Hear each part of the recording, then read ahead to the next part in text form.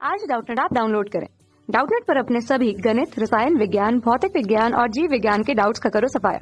बस प्रश्न की फोटो खींचो, एक ही प्रश्न को क्रॉप करो और तुरंत वीडियो सोल्यूशन पाओ। अभी डाउनलोड करें। हेलो स्टूडेंट्स, प्रश्न है आवर्त बीजी में त्रिसंलयन की आवश्यकता किसके निर्माण के लिए जरूरी है। पहला है भ्रूण, दूसरा भ्रूण पोष, तीसरा बीज चोल और चौथा विकल्प है फल भित्ति। तो हमें यहाँ पे प्रश्न में पूछा है आवर्त बीजी में त्रिसंलयन की आवश्यकता किसके निर्माण के लिए होती है और ये यहाँ पे चार विकल्प दिए गए, इनमें सही का चयन करना है। सबसे पहले हम यहाँ पे बात कर लेते हैं आवर्त बीजी क्या होते हैं। आवर्त बीजी जो है ये पादप समूह होते हैं। और कौन से पादप समूह होते हैं, तो ये एंजियोस्पर्म पादप समूह होते हैं। ये सर्वाधिक विकसित प्रकार के पादप होते हैं। आवर्त बीजी इनको इसलिए बोलते हैं, बीजों पे आवरण पाया जाता है और आवरण किसका होता है, फल का आवरण होता है, यानी कि इनमें फल पाए जाते हैं, बाकी पादप समूह में फल नहीं पाए जाते हैं। अब हम बात कर लेते हैं यहाँ पे त्रिसंलयन क्या होता है। त्रिसंलयन या फिर हम कह सकते हैं त्रिक संलयन। तो त्रिसंलयन जो है इस प्रक्रिया के द्वारा भ्रूण पोष बनता है। भ्रूण पोष या एंडोस्पर्म का निर्माण होता है। जैसे हम बात करें इस प्रकार से ये भ्रूण कोश पाया जाता है। इस प्रकार से भ्रूण कोश में क्या होता है, यहाँ पे अंड कोशिका होती है, ये सहायक कोशिकाएं होती हैं और विपरीत दिशा में यहाँ पे एंटीपोडल कोशिकाएं होती हैं, संख्या में 3, और मध्य में यहाँ पे द्वितीयक केंद्रक पाया जाता है। तो ये होता है द्वितीयक केंद्रक। द्वितीय केंद्रक जो है इसमें 2 केंद्रक पाए जाते हैं।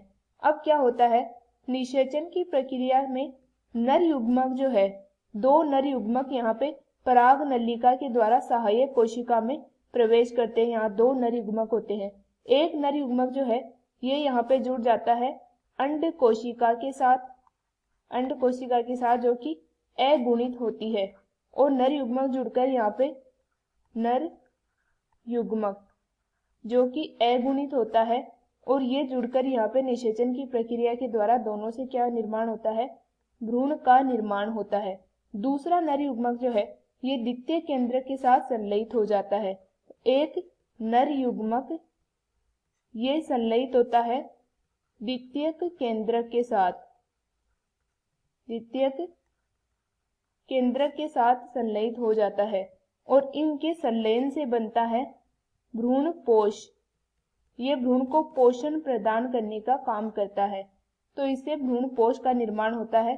इसको त्रिक संलयन इसलिए बोलते हैं क्योंकि यहाँ पे द्वितीय केंद्रक जो है ये 2 केंद्रक होते हैं और नर युग्मक 1 होता है संख्या में, इसलिए तीनों केंद्रक मिलकर भ्रूण पोष का निर्माण करते हैं जो कि त्रिगुणित होता है, इसलिए त्रिक संलयन इसको हम बोलते हैं।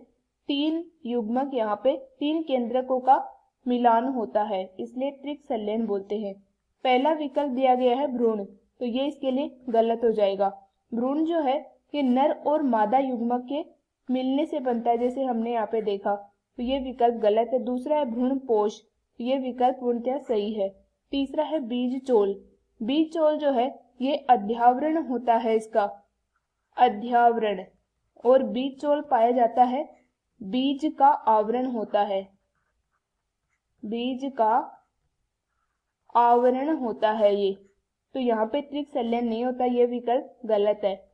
चौथा है फल भित्ति।